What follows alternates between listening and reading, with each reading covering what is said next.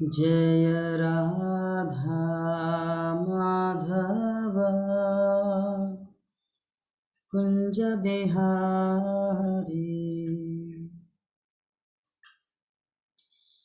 जय राधा माधव कुंज बिहारी।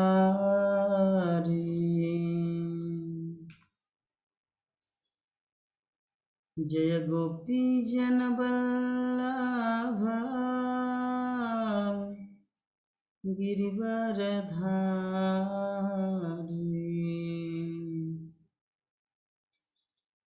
यशोदानन्दन व्रज जनरञ्जना। यशोदानन्दन व्रज जनरञ्जना।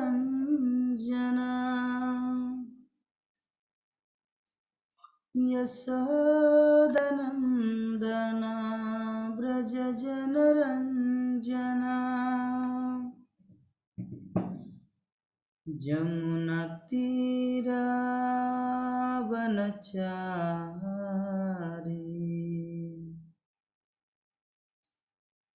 जमुनातीरावनचारी।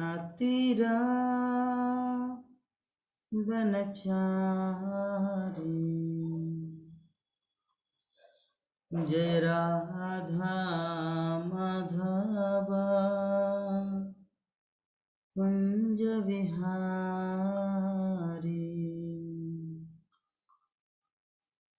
जय राधा माधव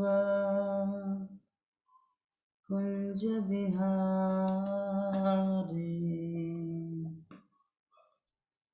हरे कृष्णा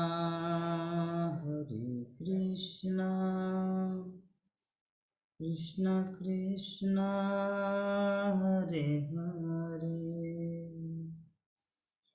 हरे राम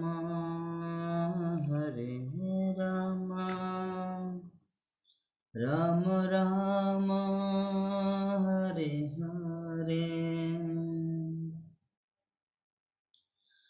हरे कृष्णा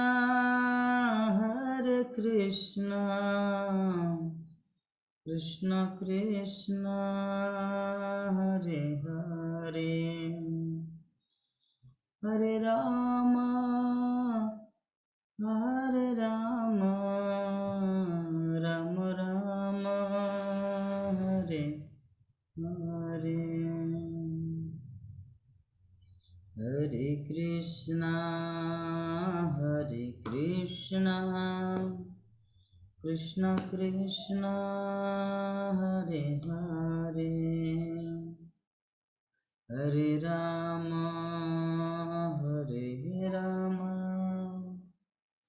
राम राम हरे हरे।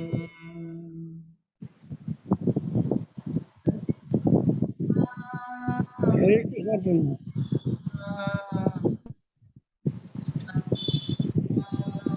हरे हरे, हरे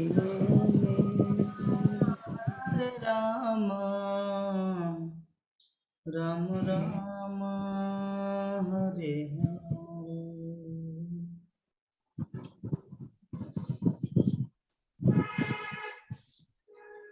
जय राधा माधव राधे।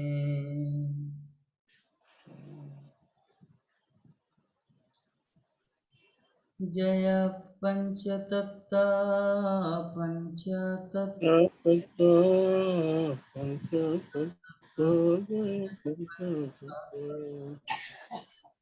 जय गौरनिताय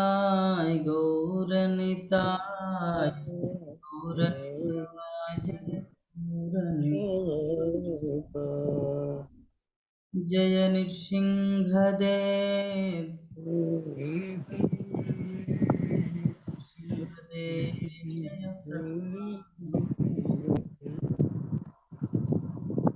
जय जय प्रभुपाद प्रभुपाद।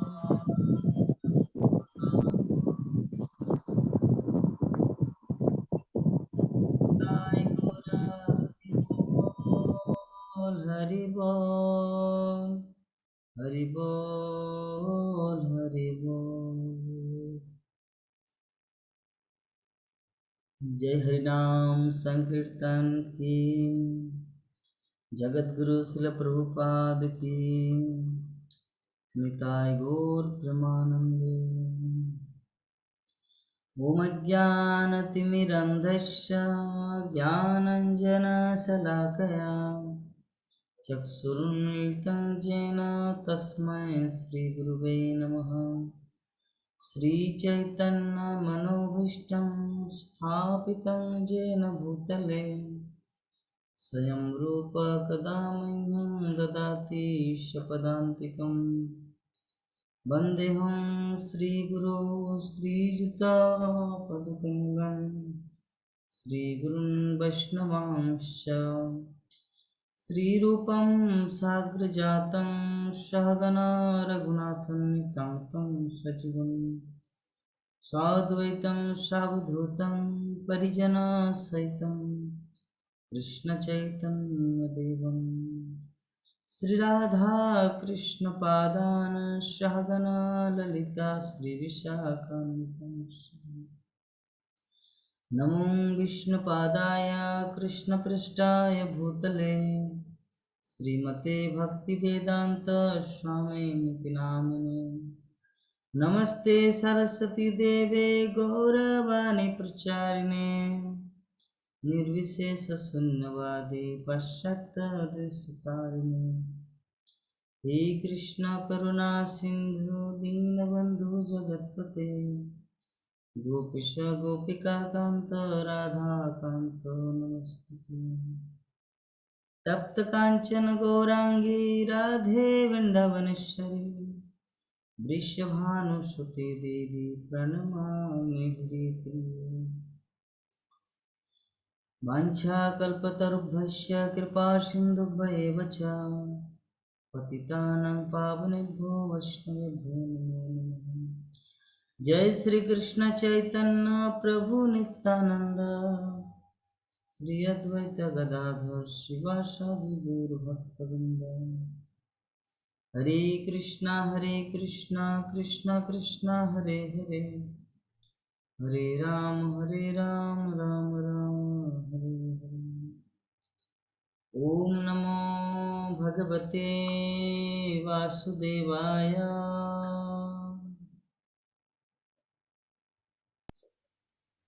ओम नमो भगवते वासुदेवाय।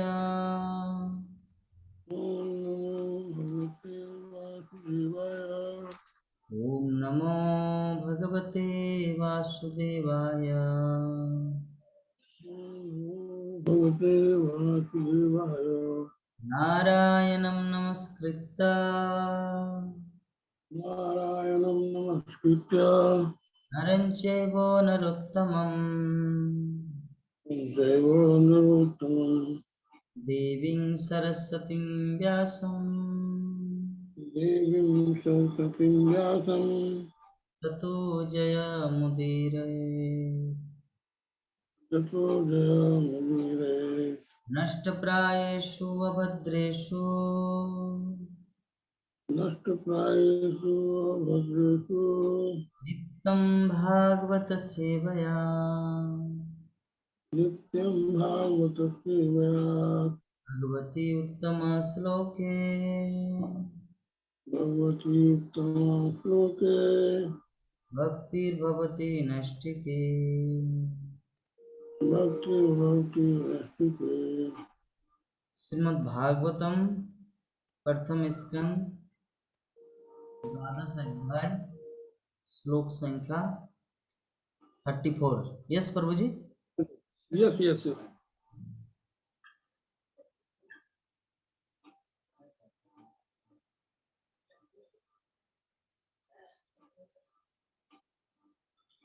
तेन संभृत संभारो तेन समृत संभारो धर्मपुत्रो युधिष्ठिरा धर्मपुत्रो युधिष्ठिरा बाजीमेधिस्त्रिभिर्भीतो वाजिमेधस्त्री विभित्रो यज्ञे समय जद्धरिम् जगे समयजुत् तेन संभृत संभारो समृत संभारो धर्मपुत्रो युधिष्ठिरा धर्मपुत्रो युधिष्ठिरा वाजिमेधिस्त्रिभिर्भीतो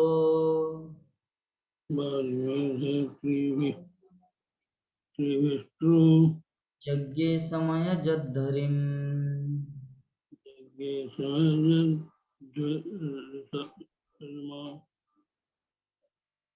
हरे कृष्ण प्रभु। हरे कृष्ण। तेन समृत संभारो तेन संभृत संभारो धर्मपुत्रो युधिष्ठिरा धर्मपुत्रो युधिष्ठिरा वाजिमेधस्त्रिभिर्भृतो वाजिमेधिस्त्रिभिर्भीतो यज्ञे समयजधीरमो यज्ञे समय जद्धरिम्। पढ़िए हरे कृष्ण। तात्पर्य।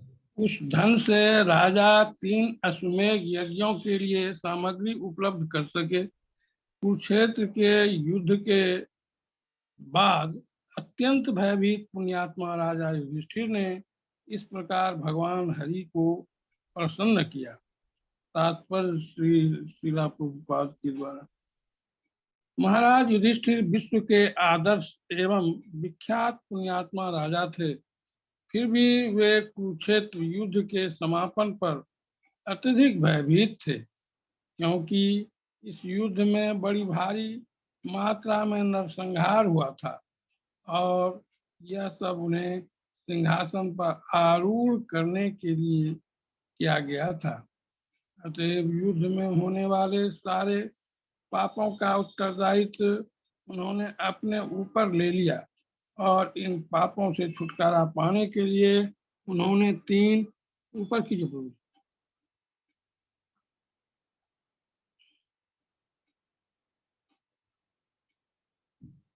पाने के लिए उन्होंने 3 अश्वमेध यज्ञ करने चाहे, जिसमें घोड़े की बलि दी जाती है। ऐसे यज्ञ काफी महंगे पड़ते हैं। इसके लिए महाराज युधिष्ठिर को भी महाराज मरुत का सोना तथा उनके द्वारा ब्राह्मणों को दिया गया सोना लाना पड़ा, क्योंकि विद्वान ब्राह्मण महाराज मरुत द्वारा दान किया गया सारा सोना अपने साथ नहीं ले जा सके थे। अतएव दान में प्राप्त बहुत सा सोना वे वहीं छोड़ गए थे। महाराज मरुत भी इस तरह दान दिए गए सोने को फिर से संग्रह नहीं कर सकते थे। इसके अतिरिक्त यज्ञ में काम आने वाले सारे स्वर्ण की थालियां तथा पात्र कूड़े में फेंक दिए गए थे और यह सोना तब तक बिना किसी के स्वामित्व का पड़ा रहा जब तक महाराज युधिष्ठिर ने अपने काम के लिए उन्हें एकत्र नहीं कर लिया। भगवान श्री कृष्ण ने महाराज युधिष्ठिर के भाइयों को सलाह दी कि वे बिना किसी के स्वामित्व के सोने को ले आए।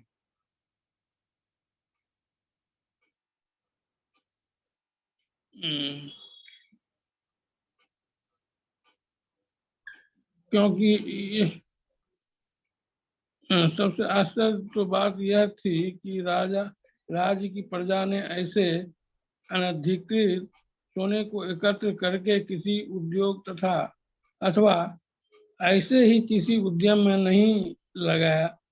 इसका अर्थ यह हुआ कि राज्य की प्रजा अपनी सभी आवश्यकताओं में अत्यंत संतुष्ट थी।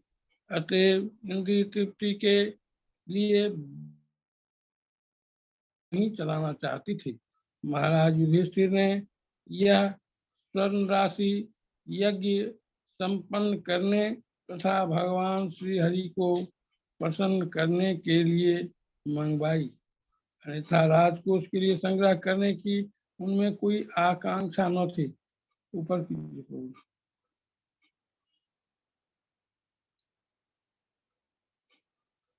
हमें चाहिए कि महाराज युधिष्ठिर के कर्मों से शिक्षा ग्रहण करें। वे युद्ध स्थल में घटित पापों से भयातुर थे, अतएव वे परम पुरुष को प्रसन्न करना चाह रहे थे। इससे संकेत मिलता है कि हमारे दैनिक कार्यकलाप में अनायास पाप होते रहते हैं और ऐसे अनचाहे पापों के प्रायश्चित के लिए शास्त्रों द्वारा अनुमोदित यज्ञ संपन्न करने चाहिए। भगवद गीता में भगवान कहते हैं, यज्ञार्थात् कर्मणो अन्यत्र लोको अयम कर्म बंधन की समस्त अवैध कर्म करने या अनिश्चित अपराधों से छुटकारा पाने के लिए मनुष्य को शास्त्रों द्वारा अनुमोदित यज्ञ संपन्न करने चाहिए। ऐसा करने से वह सभी प्रकार के पापों से मुक्त हो जाएगा। किंतु जो ऐसा नहीं करते और स्वार्थ अथवा इंद्रिय तृप्ति के लिए कर्म करते हैं, उन्हें अपने द्वारा किए गए पापों का कष्ट उठाना पड़ता है। अतएव यज्ञ करने का मुख्य प्रयोजन परम पुरुष हरि को प्रसन्न करना है। यज्ञ की विधियां देश काल तथा व्यक्ति के अनुसार बदल सकती है, किंतु यज्ञों का उद्देश्य सभी काल में सभी परिस्थितियों में एक ही रहता है और वह है परमेश्वर हरि की तुष्टि। पुण्यमय जीवन की यही रीति है और यही संसार में शांति तथा संपन्नता लाने की विधि है। महाराज युधिष्ठिर ने संसार के आदर्श पुण्यात्मा राजा के रूप में यह सब किया। यदि महाराज युधिष्ठिर अपने दैनिक कार्यों को संपन्न करने में, राज्य कार्यों के संचालन में, जहाँ मनुष्य तथा पशुओं के वध को मानी हुई कला समझा जाता है, पाप कर बैठते तो जरा अनुमान करें कि कलयुग की अप्रशिक्षित जनता जाने तथा अनजाने में कितना पाप करती होगी। जिनके पास भगवान को प्रसन्न करने के लिए यज्ञ संपन्न करने का कोई साधन भी नहीं है। अतः भागवत का कथन है कि मनुष्य का मुख्य कर्तव्य यह है कि अपने वृत्तिपरक कार्यों को संपन्न करके परमेश्वर को प्रसन्न करें। भागवत 1:2-13। भले ही कोई किसी भी स्थान या समुदाय, जाति या समुदाय का कोई व्यक्ति किसी भी वृत्तिपरक कार्य में क्यों न लगा हो, लेकिन उसे देश काल तथा पात्र के अनुसार शास्त्रोचित यज्ञ करने चाहिए। वैदिक ग्रंथों में संस्तुति की गई है कि कलयुग में लोग बिना अपराध के कृष्ण के पवित्र नाम के कीर्तन द्वारा भगवान का गुणगान करें। कीर्तनाद एवं कृष्णस्य मुक्त संग परम ब्रजेत। ऐसा करने से मनुष्य सभी पापों से मुक्त हो जाता है और भागवत धाम वापस जाकर जीवन की परम सिद्धि प्राप्त कर सकता है। हम इस ग्रंथ में कई स्थानों पर विशेष रूप से आरंभ में भगवान श्री चैतन्य महाप्रभु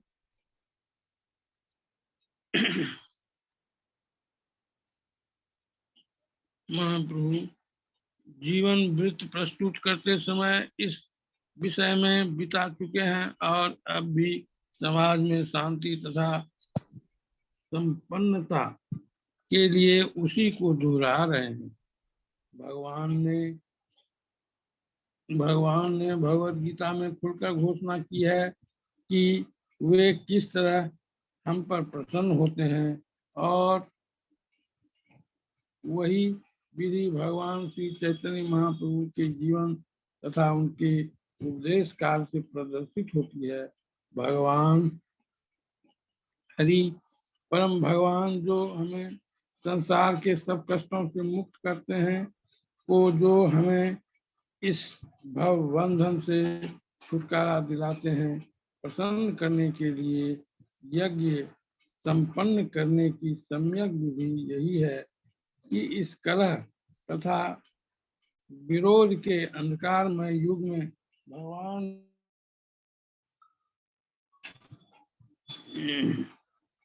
भगवान श्री चैतन्य महाप्रभु के मार्ग का पालन किया जाए।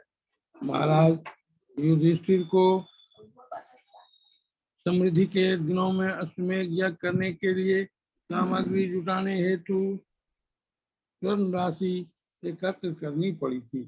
अतएव आज के अभावग्रस्त स्वर्ण के सर्वथा अभाव के दिनों में हम ऐसे यज्ञ संपन्न करने की बात नहीं सोच सकते। इस समय हमारे पास कागज का अंबार है और आधुनिक सभ्यता के आर्थिक विकास द्वारा उसे स्वर्ण में बदलने का वादा किया जाता है। फिर भी हम न तो व्यक्तिगत रूप से न सामूहिक या राज्य संरक्षण में महाराज युधिष्ठिर के समान प्रचुर धन खर्च कर सकते हैं। अतएव इस युग के लिए शास्त्र सम्मत भगवान चैतन्य महाप्रभु द्वारा अनुमोदित विधि ही सर्वथा उपयुक्त है। इस विधि में किसी भी प्रकार का खर्च नहीं होता, फिर भी इससे अन्य व्यय शादी यज्ञ विधियों से अधिक लाभ होता है। वैदिक साधनों द्वारा संपन्न होने वाले अश्वमेध यज्ञों या गोमेध यज्ञों से यह नहीं समझा जाना चाहिए वे पशुओं को मारने की विधियां हैं। वास्तव में यज्ञ में बलि किए गए पशु वैदिक मंत्रों के उच्चारण दिव्य शक्ति से नया जीवन प्राप्त करते थे। समुचित विधि से मंत्र उच्चारण करने की शक्ति सामान्य लोगों की समझ से बाहर है। सारे वेद मंत्र व्यावहारिक हैं और इसका प्रमाण था बलि किए गए पशु को नवजीवन का प्राप्त होना। आधुनिक युग के तथाकथित ब्राह्मणों या पुरोहितों द्वारा इस प्रकार के वैदिक मंत्रों का विधि पूर्वक उच्चारण हो पाना संभव नहीं है। द्विज कुलों की अप्रशिक्षित संतानें अपने पूर्वजों जैसी नहीं है, अतएव उनकी गिनती शूद्रों अर्थात एक जन्मा में की जाती है। ऐसा मनुष्य वैदिक मंत्रों का उच्चारण करने के लिए अयोग्य होता है, अतएव मूल मंत्रों का उच्चारण करने से कोई लाभ नहीं होता। भगवान श्री चैतन्य महाप्रभु ने इन सबों की रक्षा के लिए समस्त व्यवहारिक कार्यों के लिए संकीर्तन आंदोलन या यज्ञ का विधान किया था। आधुनिक युग के लोगों के लिए इस निश्चित तथा संस्कृत मार्ग का अनुसरण करने के लिए जो संस्कृति की गई है। हरे कृष्ण। तो बहुत बड़ा श्लोक तात्पर्य था जो हमारे प्राण मोहन प्रभु जी पढ़ते पढ़ते थक गए, है ना प्रभु जी। तो जरा सोचिए, इसलिए प्रभुपाद 70 वर्ष की आयु में 60-70 वर्ष की आयु में जितना सारा ग्रंथ को लिखे थे, और उस समय तो कि कलम भी बहुत कष्ट किए थे श्रील प्रभुपाद ये सब लिखने के लिए। तो हम सबको ज्ञान देने के लिए, हम सबको आध्यात्मिक जगत का मार्ग दिखाने के लिए इसलिए प्रभुपाद हमारे लिए इतना कष्ट किया।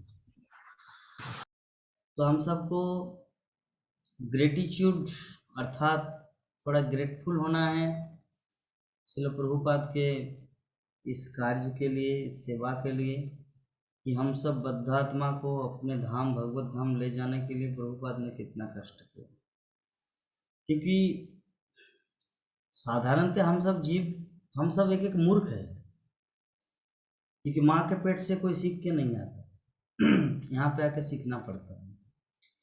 तो जो जितना सीखेगा उसका उतना ज्ञान होगा, जो जितना शास्त्र ग्रंथ का अध्ययन करेंगे उसको भगवान के प्रति जानकारी उतना होगा। तो जो इससे दूर रहेंगे तो ऐसा नहीं कि मनुष्य जीवन मिल गया मतलब वो पूरा परिपूर्ण है ना। वर्तमान संसार की जो परिस्थिति है कि शास्त्र ग्रंथ तो कुछ पढ़ते नहीं, प्रकृति के नियम अनुसार वो बढ़ गए, पहले बच्चा था युवक बन गए, बाद में बूढ़ा बनेगा। तो बूढ़ा बने या युवक रहे, ज्ञान तो ऐसे ही नहीं आएगा ना। हवा का झोंका नहीं कि एकदम वायु हाइड्रोजन टू ऑक्सीजन की तरह आपके कान के अंदर वायुमंडल के एकदम हृदय में घुस जाएगा, ऐसा नहीं। आपको शास्त्र ग्रंथों को श्रवण करना है, आध्यात्मिक ग्रंथों को पढ़ना है, तभी ज्ञान आएगा। क्योंकि माँ के पेट से जब हम लोग निकले इस धरती में आए तो सब कुछ भूला हुआ था। भगवान से हम लोग क्या बातचीत किए थे, भोजीबा बोलिया आसी संसारे भीतरे भूलिया रहिले तुम्हें। तो हम लोग किसी भी परिस्थिति में अभी अभी पूर्णतया भूल चुके हैं भगवान को। तो चैतन्य चरितामृत के जो रचयिता है कृष्णदास कविराज गोस्वामी, वो लिखते हैं, हम सबको समझाते हैं चैतन्य महाप्रभु की भाव में, मायाबद्ध जीवेर नाही स्वतः कृष्ण ज्ञान, जीवेर कृपा कैलो कृष्ण वेद पुराण। मायाबद्ध जीवों का स्वतः का अर्थ क्या होता है? ऑटोमेटिकली कोई ज्ञान नहीं है। जैसे ऑटोमेटिकली ज्ञान हमारे पास क्या क्या है, कैसे खाना चाहिए, खाने के लिए क्या कोई हम लोग किसी कोचिंग में जाकर ट्यूशन किए थे, मतलब पढ़ाई किए थे, या किसी इंस्टीट्यूट में जाके MBBS डॉक्टरी ऐसा खाने के लिए कैसे खाना चाहिए? नहीं। ये सोने के लिए कहीं पर जाके हम लोग ट्रेनिंग दिए थे, सुंदरी माता जी सोने के लिए ट्रेनिंग नहीं दिए थे। नंद किशोरी माता जी हम लोग किसी क्या मतलब जैसे और भी है, जैसे खाना सोना मैथुन करना, अपनी रक्षा करना, डरने के लिए कोई हम लोग ट्रेनिंग दिए थे कि कैसे डरा जाए, वो कुत्ता भू भू करके आ रहा है आप डरे, ये कैसे ट्रेनिंग है? नहीं, ये स्वतः ऑटोमेटिकली हमारे साथ है।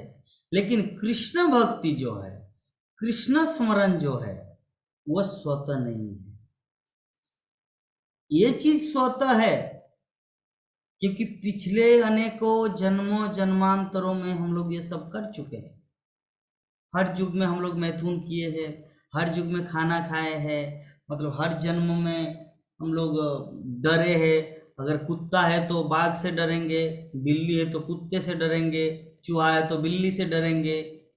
हाँ, तो इस प्रकार हम लोग प्रत्येक जीवन में, बीते हुए अनेकों जीवन में हम लोग डरे भी है, खाना भी खाए हैं, यौन संग भी किए हैं और अपनी रक्षा भी किए हैं। तो ये सब उस लिए हम लोग को किसी जगह जाके, किसी कॉलेज में, मेडिकल कॉलेज में, किसी इंस्टीट्यूट में जाकर सीखना नहीं पड़ता, क्योंकि स्वतः है, ऑटोमेटिकली है, पूर्व जीवन का संस्कार है। किंतु कृष्ण भक्ति मायाबद्ध जीवेर नहीं स्वत कृष्ण ज्ञान, जीवेर कृपाय कइल कृष्ण वेद पुराण। हाँ, कृष्ण ज्ञान जो है वो हम सबको स्वतः नहीं मिलता, उसके लिए प्रयास करना पड़ता है। अभी किसी के मन में प्रश्न उठ सकता, प्रभु जी क्यों, जब सब कुछ स्वतः है, ऑटोमेटिकली है, तो कृष्ण भक्ति ऑटोमेटिकली क्यों नहीं होता? तो शास्त्रों में चैतन्य चरितमृत में इसका भी उत्तर दिया गया है। नित्य सिद्ध कृष्ण प्रेम साध्य कभू नय, श्रवणादि शुद्ध चित्ते करियोदय। मतलब जो नित्य सिद्ध कृष्ण प्रेम है ना, ये ऑटोमेटिकली हमारे हृदय के अंदर है विराजमान, उसको जगाना है। कैसे?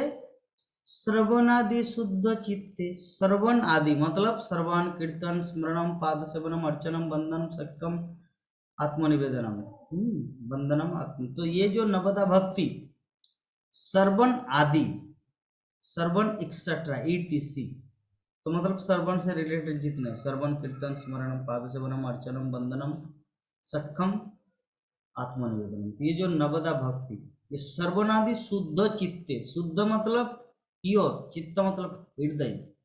जब हम लोग शुद्ध हृदय से जब ये सब करेंगे तो ऑटोमेटिकली कृष्ण के प्रति हमारा जो जो प्रेम है, खोया हुआ जो हमारा कृष्ण प्रेम है, वो पुनः प्राप्त हो जाएगा। क्योंकि कृष्ण प्रेम प्राप्त करना हमारे जीवन का लक्ष्य है, क्योंकि उसी के लिए हम लोग ये मनुष्य जीवन, प्रकृति हम सबको दिए हैं। प्रकृति सिर्फ यहाँ पे जाओ, वहां पे जाके मैथुन जीवन में सुख लिप्त रहो, पिज्जा पास्ता खा के अपना जीवन बिताओ, हाँ, सो के जीवन बिताओ, सब समय निद्रा में रहो। मनुष्य जीवन इसे ही प्रकृति ने नहीं दिया। प्रकृति मनुष्य जीवन दिया एक कारण, क्योंकि बाकी सब सुख दूसरे जोनि में है। कुत्ता भी मैथुन करता है, जौन संग करता है, कुत्ता भी खाता है, सोता है, अपनी रक्षा करता है। तो मनुष्य भी अगर वैसा करे तब तो डिफरेंस क्या है पशु और मनुष्य में? तो मनुष्य जीवन का जो है लक्ष्य जो है, एकमात्र और एकमात्र कृष्ण प्रेम को जगाने के लिए। आर्थिक विकास के लिए जो जो जरूरत है वो तो थोड़ा बहुत करना है, क्योंकि भगवान श्री कृष्ण अर्जुन को बताए हैं कि अगर आप कर्म नहीं करोगे तो खाओगे क्या, आपका जीवन निर्वाह कैसे होगा, इनकम नहीं करेंगे तो चावल कैसे खरीदेंगे, सब्जी कैसे मार्केट से लाएंगे बिना पैसा के, आकाश से तो गिरेगा नहीं। तो उसके लिए शरीर का थोड़ा प्रयोग करना पड़ता है। तो भगवान श्री कृष्ण अर्जुन को भगवद गीता में ये चीज का, इस चीज के बारे में बोल रहे हैं कि आप वैदिक कर्म करो अपने शरीर निर्वाह करने के लिए, क्योंकि अगर नहीं करेंगे तो शरीर निर्वाह नहीं होगा, और शरीर निर्वाह नहीं होगा तो आत्मा जो है वो भक्ति में कैसे लगेगा। अगर आप 3 दिन नहीं खाए तब तो मरोगे, सलाइन चढ़ाना पड़ेगा, सलाइन चढ़ाने के बाद फिर 2 दिन रेस्ट, रेस्ट के बाद फिर। तो इसलिए हमारे शरीर और आत्मा को बचाए रखने के लिए वैदिक कर्म करना पड़ता है, और अध्यात्म को भी छोड़ना नहीं है।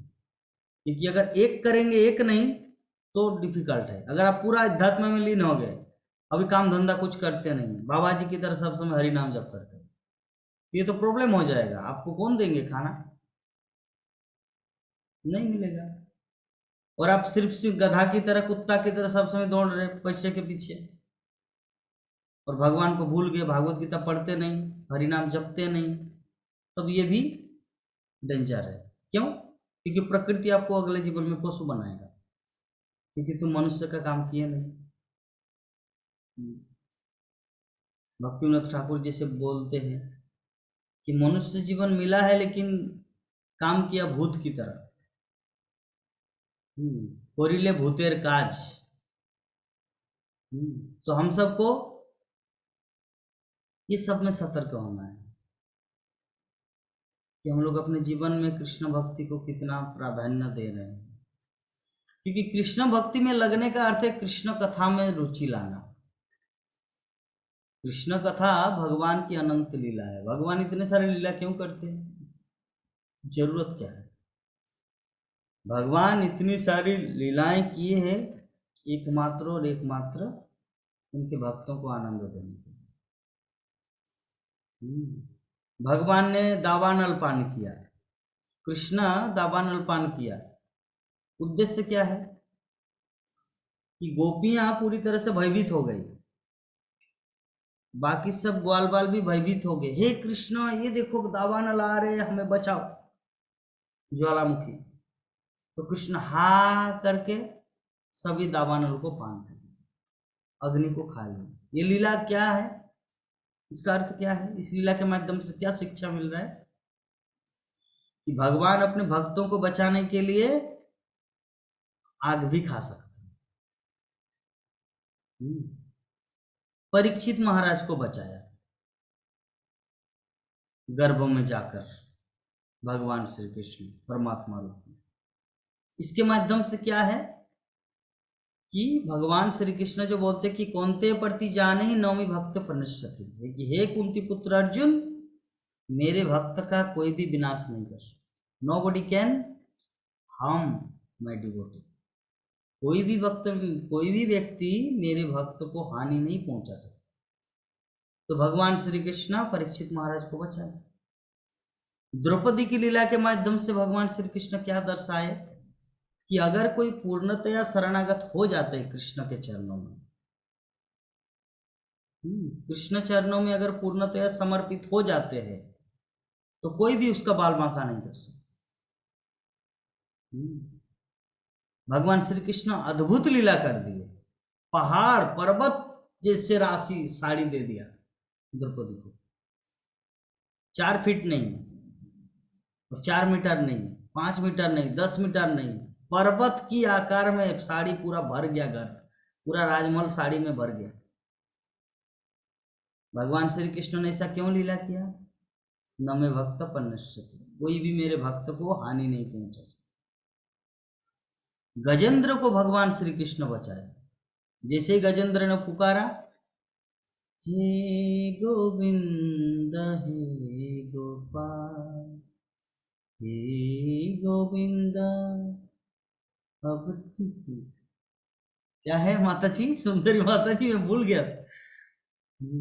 गोविंद अब राखो शरण में, अब तो जीवन हारे, हे गोविंद हे गोपाल। तो गजेंद्र जैसे ही भगवान श्री कृष्ण को बुलाए कि हे गोविंद हे गोपाल, अब तो जीवन हारे, मेरा जीवन अभी गया, लेकिन एकमात्र आप अगर चाहे तो मुझे बचा सकते हैं। हे गोविंद हे गोपाल हे गोविंद, राखो शरण में, अब तो जीवन हारे, हे गोविंद हे गोपाल। तो इतिहास में हम लोग देखते हैं कि जो जो भक्त भगवान श्री कृष्ण को पुकारे,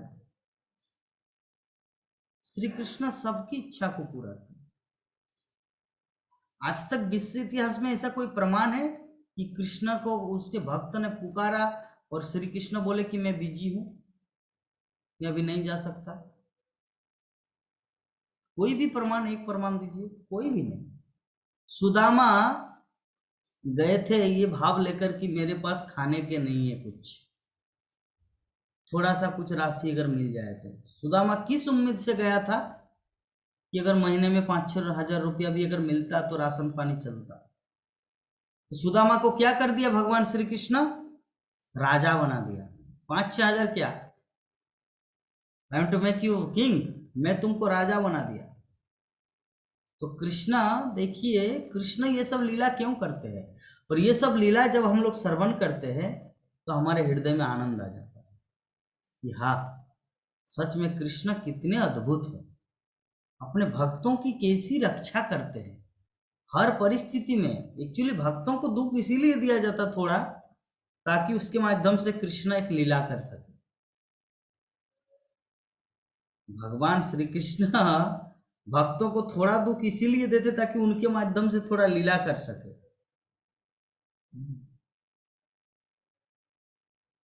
एक घर में देखिए, भगवत धाम में क्या है ना, वहां पे कोई धूला मैल नहीं जमता, क्योंकि सब चिंतामणि पत्थर से बना हुआ है। तो सेवा करने के लिए भक्तों को यहाँ पर आना पड़ता है, इस जगत में, भौतिक जगत में। मंदिर में अगर धूल ना हो, मंदिर दिव्य है, आई अंडरस्टैंड, मंदिर जो है ना पूरी तरह ट्रांसेंडेंटल है, अगर उसमें धूल ना हो, मैला ना हो, तो भक्तगण क्या सेवा करेगा? वो क्विज मारेगा? झाड़ू लगाएंगे? नहीं। तो झाड़ू लगाना, क्विज मारना भगवान की सेवा है, इसीलिए धूल जमता है। तो धूल जमना, उसके द्वारा भगवान एक लीला कर रहे किया कि अपने भक्तों को सेवा में लगा रहे, क्विज मारने में या झाड़ू देने में। इस प्रकार हम लोग देख रहे भगवान की अनंत लीला है। एक एक लीला को श्रवण करेंगे, एक लीला को 10 बार सुनेंगे, फिर भी आप बोरिंग फील नहीं करेंगे। मैं अभी एक ही बार ये 5 मिनट में बोला ध्रुव महाराज का एक लीला, खत्म हुआ, फिर वही बोलूंगा, फिर भी बोरिंग फील नहीं होगा। बताइए तो क्यों? क्योंकि ये लीला जो है ना, ये कोई मृत लीला नहीं है, ये जीवित लीला है। अभी किसी न किसी ग्रह मंडल में, किसी न किसी ब्रह्मांड में ये लीला चल रहे हैं। ध्रुव महाराज की लीला भगवान विष्णु के साथ, ये लीला किसी न किसी जगह में चल रही है। किसी जगह में ध्रुव महाराज तपस्या कर रहे हैं, तो किसी जगह में ध्रुव महाराज के मस्तक पर भगवान विष्णु अपना शंख स्पर्श करा रहे हैं। किसी जगह में ध्रुव महाराज को सुरुचि माता गोद से निकाल के उसको जमीन में पटक देते हैं, और किसी ब्रह्मांड में सुनीति माता ध्रुव महाराज को उपदेश दे रहे हैं। किसी ब्रह्मांड में प्रहलाद महाराज को पहाड़ से फेंका जा रहा है, और किसी ब्रह्मांड में प्रहलाद महाराज को हाथी से कुचला जा रहा है।